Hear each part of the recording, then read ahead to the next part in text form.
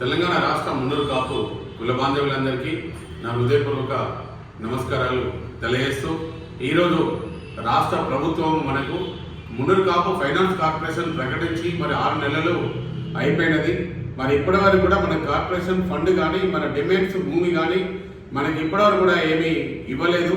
మరియు నేను అమెరికాలో ఉన్నప్పుడు మన అపేస్ కౌన్సిల్ మీటింగ్లో ప్రభుత్వ పాల్ శ్రీనివాస్ గారు మరి మున్నూరు కాపు కార్పొరేషన్ రాష్ట్ర ప్రభుత్వం ఇవ్వడం లేదు, సొసైటీ ఇచ్చినారు, మరి 50 కోట్ల రూపాయలు ఇచ్చినారు అని చెప్పేసి వారు చెప్పడం జరిగింది. మరి ముఖ్యంగా ఈరోజు రాష్ట్ర ప్రభుత్వం గౌరవ ముఖ్యమంత్రి రేవంత్ రెడ్డి గారికి మరియు బీ శాఖ మంత్రి వర్యులు పొన్నం ప్రభాకర్ గౌడ్ అన్నగారికి మరి ఏదైతే తెలంగాణ రాష్ట్ర ప్రభుత్వంలో ఉన్న ఈరోజు దేవాదాయ శాఖ మంత్రి వర్యులు మన కొండ సురేఖ గారికి మరి వి హనుమంతరావు గారికి మరి ఈరోజు మొన్ననే కాంగ్రెస్ పార్టీలో చేరి ఎంపీగా పోటీ చేశారు మాజీ మంత్రివర్యులు దానం నాగేందర్ అన్న గారు కూడా ఈరోజు మీ అందరి దగ్గర కూడా నేను రావడం జరిగింది. మరి ఈరోజు మున్నూరు కాపులు మరి ఉన్న రాష్ట్ర ప్రభుత్వంలో తక్కువ సంఖ్యలో ఉన్నారు. మీరు కూడా మన ఏదైతే కార్పొరేషన్ ఇస్తామని ప్రకటించి మేనిఫెస్టోలు పెట్టి దాని తర్వాత ఈరోజు సొసైటీ ఇస్తారనడం చాలా బాధాకరము.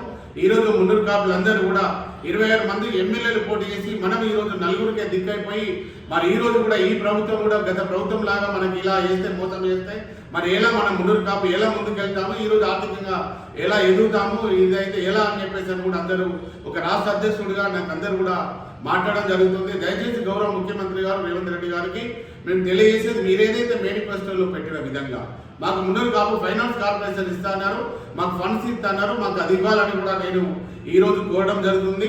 మీరు ఏదైతే మాకు సొసైటీని మీరు అది ఏదైతే జీవో ఇచ్చినారో రద్దు చేయాలని కూడా నేను కోరుచున్నాను. ఎందుకంటే మీరు చూడండి ఈరోజు మేము ఈ రాష్ట్ర ప్రభుత్వంలో ఇంత ఎక్కువ సంఖ్యలో ఉండి 52 లక్షల మంది ఉండి ఈరోజు కూడా మేము ఏ స్థానంలో ఉన్నాము, మరి ఎంతమంది ఉన్నాము, మరి అల్ల సంఖ్య లేదు. మాకు పేదరికంలో ఉన్న ఆర్థికంగా ముందుకెళ్ళడానికి కూడా ఈరోజు పరిస్థితి లేని పరిస్థితిలో ఉంది. కాబట్టి మాకు మున్నూరు కాపు ఫైనాన్స్ కార్పొరేషన్ మాకు ఇవ్వాలి, సొసైటీ రద్దు చేయాలని కూడా నేను గౌరవ ముఖ్యమంత్రి గారికి తెలియజేస్తున్నాను.